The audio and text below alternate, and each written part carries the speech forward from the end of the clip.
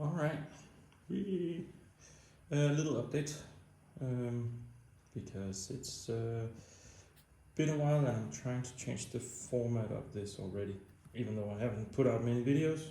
But I just wanted to give an update. Everything's been taken apart. Lamp, toolbox that wasn't mounted when I bought it. The tank pads.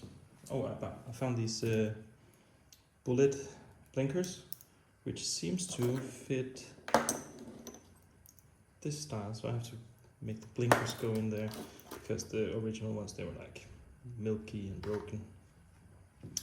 Then, as you can see, I've given it one paint stripper trip, so the bad paint mostly came off, and now we're down to original paint. All right, here's the wheels. And here, some of the parts are painted very thick. This is very thick, so I had to break through the paint like here, and then I'm gonna give it one more round, and it should take that layer off. That's the frame. I've just removed the little lock here by drilling it out. The gas tank I kind of started on because it's usually the piece that needs to be the nicest. And as you can see, there's a reparation. Also original paint underneath. Just a shame that someone painted it, but it must have been looking bad. That's the original exhaust, and as I started off with, a new exhaust. Oh, very nice. All right, so the engine had come apart. This flywheel was stuck on this Konus, I can't remember the English name, really hard. So I had this puller tool, I recorded it on the 360 video. I'm not sure I'm gonna put it out because it's basically just pull, and suddenly it comes out. But then I opened up here. Inside is the front sprocket, and that looks horrible. That has never been changed. All right, cylinder, carburetor, cylinder top. Okay, these are the shock absorbers. I don't know, they are very interesting. So the wheel goes into the shock absorber on each side. The shock absorbers are stuck within these, and they can't twist, and they're not open, they're not split open. So what I had to do was basically put a piece of iron with a thread on it all the way through, disc on each end, tighten to a point where I was nervous about my own safety, and then I could get them out. When they were out, then in here is a huge spring, which made it so difficult to get them out.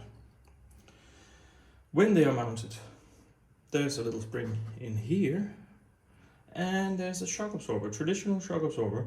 However, this shock absorber is non-standard today.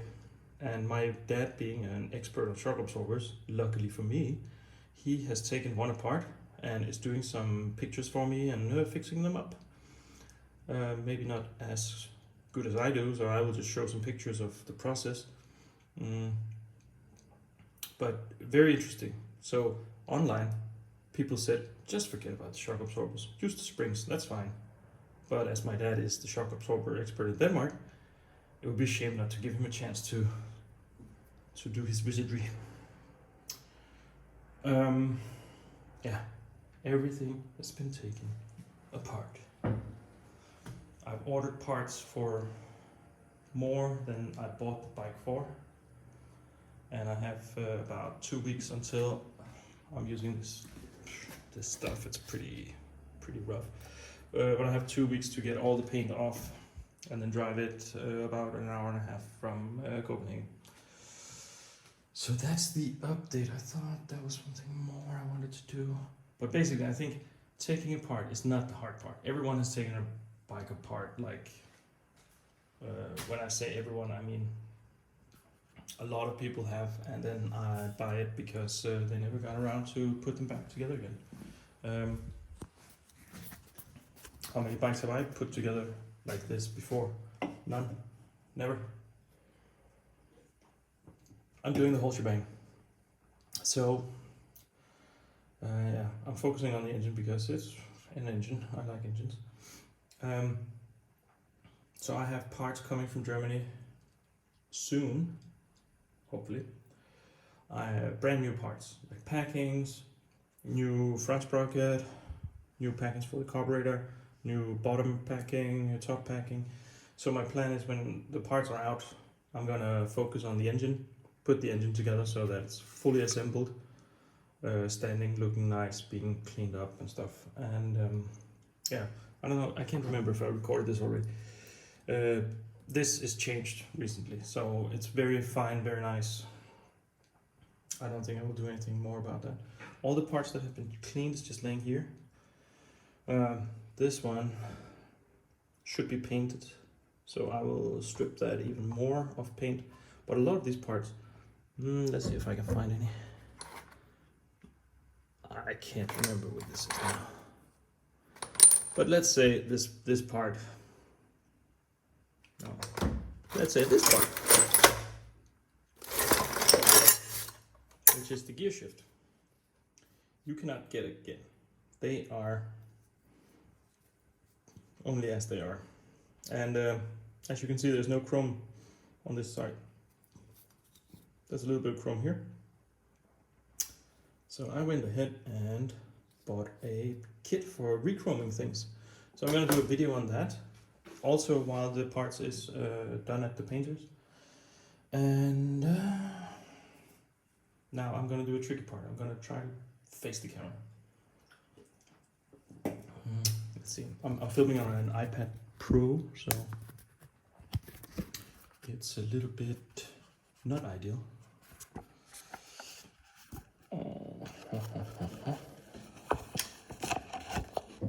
So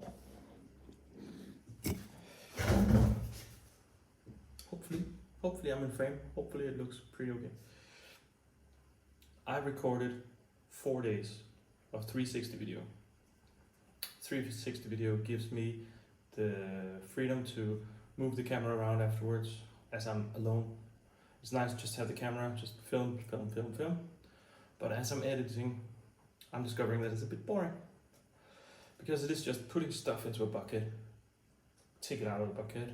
Now I'm removing some stuff, it's just a screw, this is just a screw. I still haven't, there isn't anything interesting yet. It's gonna be interesting when putting back together again.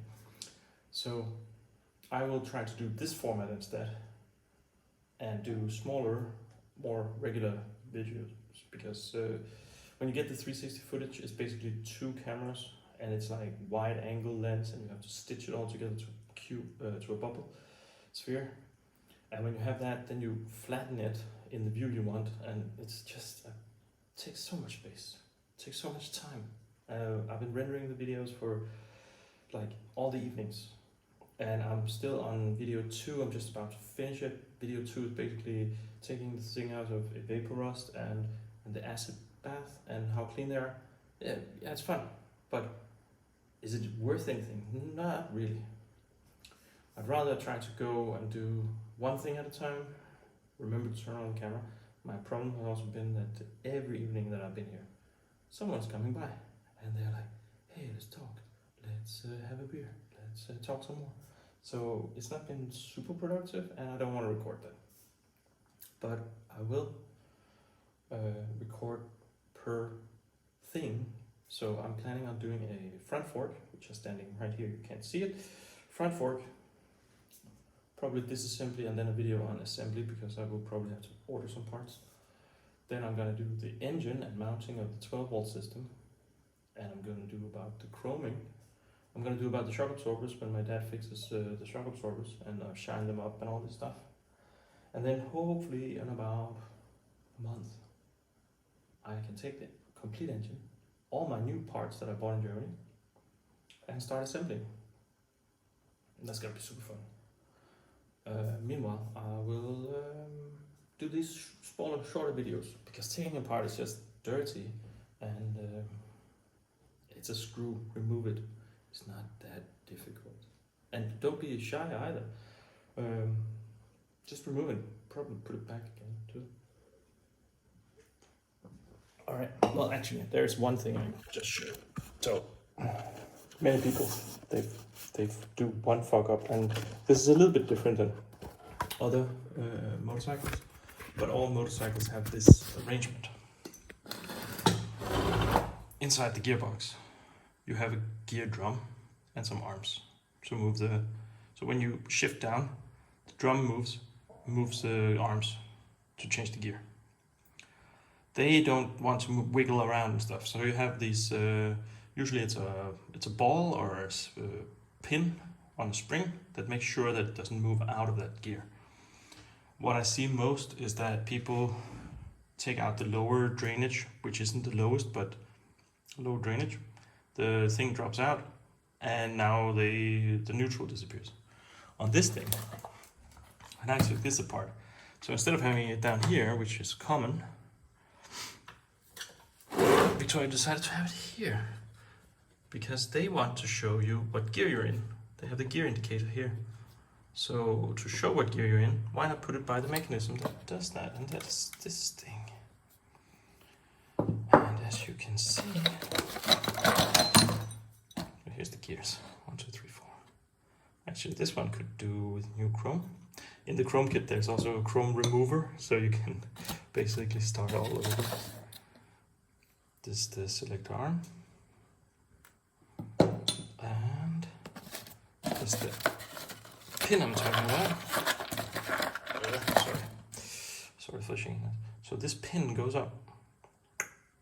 Make sure that it stays probably in this thing, right? So, probably that one. And one of those springs is underneath there, pinching against that, so it stays in gear, and you can find neutral. And this thing, many times on Reddit, on YouTube, people are like, I just changed oil, now I can't find my gear. That's this thing. You pulled out a pin or bolt, put it back. Usually, if you're lucky, the spring is still there, and the ball and the pin is laying right where you took off the bolt to drain the oil. Okay, so a little short video about a lot of things. Sorry about the format changes, but I hope this will give a better picture, like image quality, and will make me be able to film and record and upload on a more regular basis, because right now this 360 video was a stupid idea. I have to drop it. So it's going to be mobile phones and iPad from now on. Okay. Bye.